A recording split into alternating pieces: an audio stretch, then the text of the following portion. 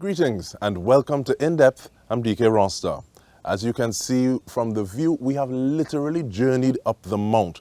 We're here to speak with Abbot John about the history and initiatives of Mount Saint Benedict.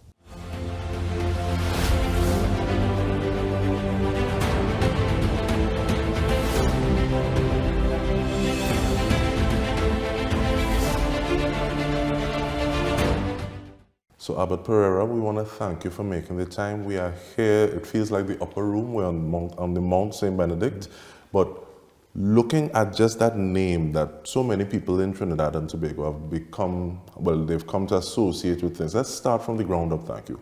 Who is Saint Benedict? We do have a statue here of Saint Benedict. He was born in the year 480 in Italy, in a place called Norcia. He was born as a twin. His sister's name was Scholastica, and they were very close to each other. As a young man, because of his aptitude, he was sent to Rome to further his education, to study law. And as a student, he became disillusioned with the materialism and the hedonism that he met in the city. And he felt that maybe there was more in life than having sex, running down women, making money. And he decided to take an exit. He left school, he left home, and he went to live in a very lonely place called Subiaco in a cave, where he lived for 3 years, pondering on the scriptures and the ultimate meaning of human existence.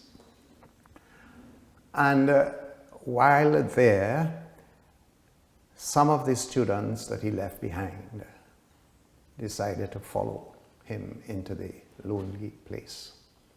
And he set them up into small groups. And he taught them the way of love, the way of the scriptures, what he had discovered.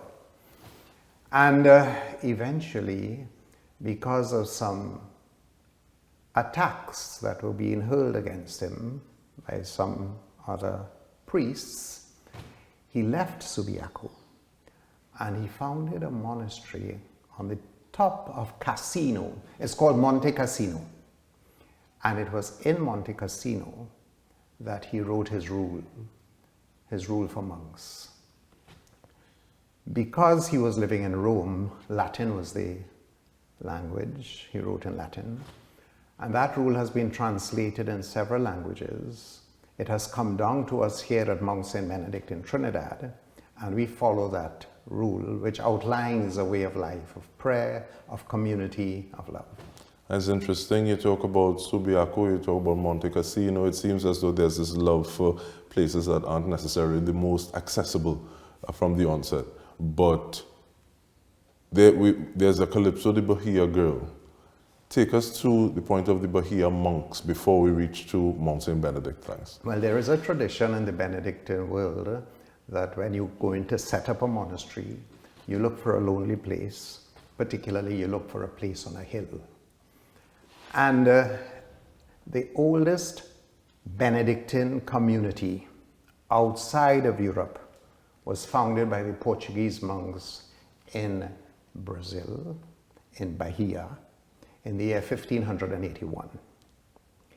And around the year 1900, 1909, 1910, there was a threat of religious persecution by an anti-clerical government who had targeted religious communities to destroy them or to seize them in the interest of progress.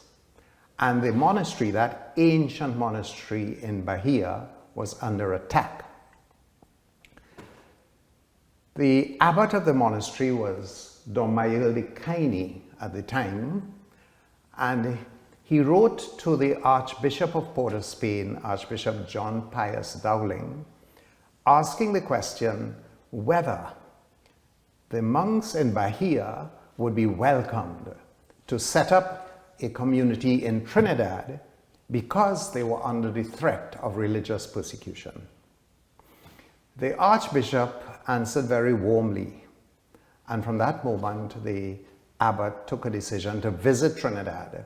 He saw Trinidad as a place of political stability, being under British rule, and with a large population that were probably not exposed to the Christian faith, thinking more of the East Indian community. Many of them would have been Hindus. And he felt that this was a good place to begin his monastery. So he came to Trinidad and he searched many places. Some people offered him a place in El Tacuch to set up a community. Eventually, one morning, he was celebrating Holy Mass at the first capital in Trinidad, which is St. Joseph, formerly called San Jose. And while he was there, he celebrated Mass. And immediately after Mass, while he was unvesting in the sacristy, an elderly gentleman by the name of Mr. Victorino Gomez came to him and said, "Sir, I understand that you're looking for land to build a property. I am the owner of a piece of land, or I oversee a piece of land in the hills of Tunapuna. Would you like to have a look at it?" The abbot said, "Sure. I am looking for land. I want to set up a community to prepare for the coming of my monks." And some people may say that the rest is history, but we continue with that story when we return from this break. Stay with us.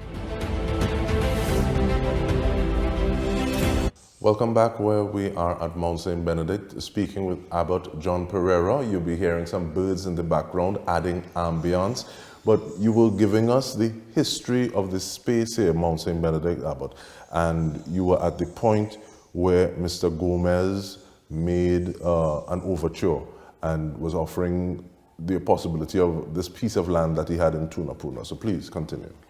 So they set off on their donkey from the foot of the hill, and as they were coming up the hill from where is Scotiabank now, at the bottom there, suddenly the donkey tripped on a puddle of water. The abbot in all his abbatial clothes fell into the water and dirtied his gown. So Mr. Gomez apologized and asked him whether he would. He said, "No, sir, a bad beginning makes a good end, and let us continue." And they continued up the hill. And as he came up to this point, he was enchanted by the beauty of the place. But that did not yet convince him fully that this was the spot. They continued further into the hills until suddenly he saw a stream of crystal clear water. And that was the turning point. He said, "This is where I am going to build my monastery." The reason for that is because he had been in charge of a monastery in a place called Chiara in Santa Cruz in Brazil. And each year, the monks were without water for 6 months because it was a very dry place. And the monks had to go on tour to looking for water for 6 months of the year. And as he came to Trinidad, he said he would not want to have a repeat performance. He does not want to make the same mistake. So when he saw water flowing through the hills, he said, "This is the spot." And immediately he made arrangements with Gomez to buy the property. And from since that time until today, the monks, the pilgrims, and certain adjoining institutions, including some family homes, have been using that water to nourish themselves. And thank you so much for that. And originally, when you spoke about that crystal clear stream, I thought it was a spiritual connotation, not knowing that it may have been that, but it was also very practical and functional. Correct. But you speak about pilgrims, and one of the things I think is common at Mount Saint Benedict is that you have people of different religious journeys coming to Mount Saint Benedict. It may be to pray, it may be to get a vehicle blessed, but speak a little bit to the inclusivity of the space, thanks. Well, from the first day that the monks came here, they started to work the land. They saw these monks building the road with their pickaxe. And this was a sort of novelty. And so people were curious. And hundreds of people started to walk up the hills, because in those days you didn't have such a nice road as we have now. And they came to speak to the monks, who always opened their ears and the ear of their hearts to what they had to say. And as they did so, maybe a pilgrim might leave a dozen eggs, another might leave a few head of lettuce. And from the day one, the pilgrims have continued to come here to Mount Saint Benedict. There are reports and chronicles of huge pilgrimages of East Indians. Remember, Mount Saint Benedict was founded in 1912, and it was only in 1917 that indentureship. So that eventually the abbot appointed one of the monks to learn Hindi so that he can speak to the pilgrims, many of whom were Hindus and Muslims, in their native tongue. Other than that, there have been spiritual Baptists, Pentecostals, Anglicans, Seventh-day Adventists, people of all faiths. Some people do not see this place as a Catholic institution, but rather as a place of prayer where God can be sought and found. And it feels kind of like what people, the kind of idea and energy you have when people talk about an ashram, as opposed to saying, okay, well, it is this specifically, it is welcoming, and God, the God of someone's understanding, yes, is paid respect to him. I suppose people coming from slavery, from indentureship, would have had their sacred spaces where they came from, in Africa, in India. So when they came, when this was being set up, they saw this place as a place where they could find the God of their ancestors. And from that moment, now you speak of Mount Saint Benedict, and that is the name that people know this place as. But because of the history of exile and refugees, when the monks arrived here, they dedicated this piece of land to our Blessed Mother, the Virgin Mary, under the title of Our Lady of Exile. Because as a young boy, Jesus was under the threat by Herod. He wanted to do away with all the boys under the age of 2. So the monks who were fleeing from persecution, when they came here, they remember that story from the Gospel of Matthew. And they dedicated this place to Our Lady of Exile. So when we think of Mary here, we do not think of her in her exalted state, but rather as a woman who was a refugee, who lived outside her home, who lived in a strange land with a different culture, different language, different cuisine. And so many people here identify with that, and they feel in the Virgin they have someone who could identify, because you can be in your home, but you can be living as an exile. You can't even talk to your husband or your family. Now it's more practical because there are thousands of people coming from Venezuela, living as refugees, and they can easily identify with this story because we are called the Monastery of Our Lady of Exile. Thank you so much for that. I would have never known. But there's so many things in terms of not being afraid to work with your hands, using those pickaxes, and then that brings me even a little closer thinking about, because one of the things I think about this space is yogurt as well. So what are some of those activities? Because there's schools, there's a history of education. So what are some of the activities that take place? Well, one of the mottos that we apply to the Benedictine way of life is ora et labora. 2 Latin words, pray and work. And we have always sought to involve ourselves in work that would first be a means of sustaining ourselves, and secondly, as a means of helping many people who come to the Mount, seeking some sort of financial or physical support. So we do a little garden cropping, vegetables, we prepare yogurt, we have a gift shop, we look, as you said, education has always been for a long time has been part of our history. Woodwork, one of our brothers runs a woodwork center where we work with our hands, and some of the crosses that you see in the bookshop, if you visit there, are crosses that were actually made in our workshop here, So in keeping with Saint Benedict, who has a very exalted understanding of work, not so much as a drudgery, but a way of expressing your humanity, we have always looked for ways, even where we are sitting here, it is part of what you call the Mount Television Network Studio. We have plans eventually to be your competitor and to set up a television network called MTVN.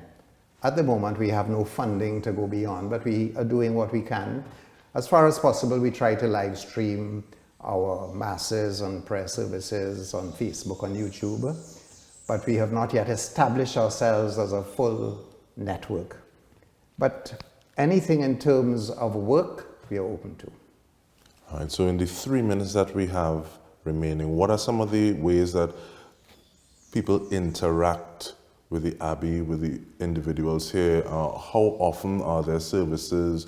When do people come? What are some of the things that they do? You spoke about the gift shop, you spoke about the workshop. What are some of those other things? We do have a parlor ministry. The word parlor comes from another word meaning parley, to talk. It's a place where people feel free, that they can come and express themselves. And from 9 o'clock in the morning until about 5 in the evening, there is always a brother or a priest assigned to that ministry. And people come at all hours of the day. We call that our parlor ministry. Some people might refer to it as a counseling ministry. But we are men of God. We are not qualified psychologists or psychiatrists or counselors. But we have learned a way of life. We love the Gospels, and when people come here, we try to impart our knowledge to them, and we pray with them. So that is one activity. Another activity is retreats. Very often you have groups coming to ask for a day retreat. So we might lead them in a reflection. We do have the Pilgrim Center available. We have the retreat house available. It has been closed for 3 years because of the restrictions imposed by the government to stem the tide of COVID. And we are now trying to see how we can reopen it. But we need some funding for that because it's in a state of disrepair in some areas. And so we are looking to get finance to help us establish once more, or to re-establish that ministry where we impart the spirituality and the way of life of Saint Benedict and that sense of peace, so that persons who are living ordinary lives, working in the world, can come apart for a weekend, for a few days, in order to re-energize themselves and to go back filled with the peace of Saint Benedict. And the word peace in Latin is pax, and that is our essential motto, pax. And anyone who comes to Mount Saint Benedict must go away with a little taste of pax. Abbot John Pereira, we want to thank you so much for spending the time. And because sometimes something is there, but you don't necessarily know the history behind it. So we want to thank you for that. And we want to thank you for tuning in on behalf of the entire TTT News team. This has been In Depth with me, Dike Rostant. Thank you so much for joining us.